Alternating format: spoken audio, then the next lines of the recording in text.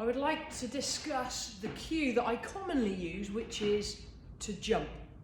When we're lifting, whether it be a snatch or a clean, we come off the floor, past our knees, and ideally we want to be hitting full extension at the knee and the hip. Now, in order to achieve that full extension, as a coach, the cue that I commonly use is to jump. Do I actually want a lifter to jump, to take off with a bar? Absolutely not, because any time that you are off the ground is time that you are not imparting your force downwards. And as soon as you as a lifter stop imparting your force in a downward direction, you are then stopping the bar travelling up. What you want to be doing is hitting that full extension and dropping straight underneath, so that as soon as you finish hitting extension, the bar will continue to float upwards based on power generated from the legs, giving you time to drop underneath. So let me clarify why I use the term to jump.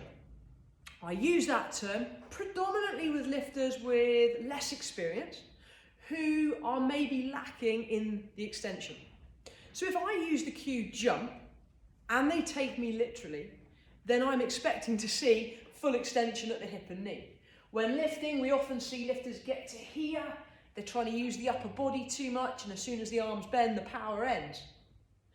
And a lifter that shrugs here and tugs on the bar is not going to get that powerful full extension. So what I'm trying to do is teach a lifter to switch the arms off, to keep the arms long and loose, the bar nice and low, and to focus on the effort coming from the legs. So as they pass their knees, they then explode powerfully before dropping under. But as I've just said, I don't actually want a lifter to take off. What I do want is for them to impart their force powerfully down into the ground. So with a more experienced lifter, what I would say is from this position, rather than jumping, which gets the extension, I'm going to be focusing on them using more glutes to really drive through flat feet, there. And what I want is powerful explosion into the ground without taking off.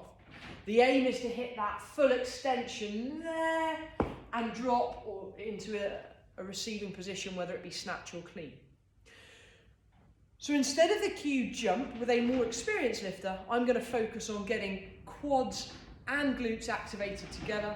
From this hang position here, I'm going to be focusing on that power there, but I haven't actually taken off. I've still achieved full extension. What I don't want is for a lifter attempting this to then throw the shoulders back and end up with hyperextension. That's going to put the back in a vulnerable position. Not only that, when we're lifting, if the shoulders go back, hips go forward, bar's going to go forward, which is going to cause or create a swing. If you want that bar travelling nice and close to the body, your force has to go down. So instead of jump, we're going to be using quads, glutes, powerfully there to get the bar moving in an upward trajectory.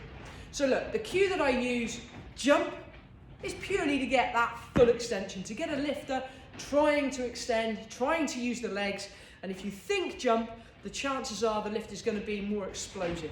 That's a really good starting place for a slightly less experienced lifter. The more experience somebody gets, then I'm going to transition them into what I've just described. If, however, I have a lifter with less experience who has taken me too literally and is literally jumping, leaving the ground before dropping under, then I'm going to address it.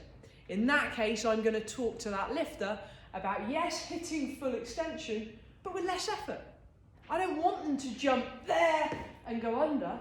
What I want is a jump just enough to get full extension, not to take off fully. So that's when we then start talking about moderating the effort appropriate to the weight you're lifting. To jump, to fly is not going to achieve what we want. But use the cue jump, it's a nice little way to get somebody explosive and to get full extension.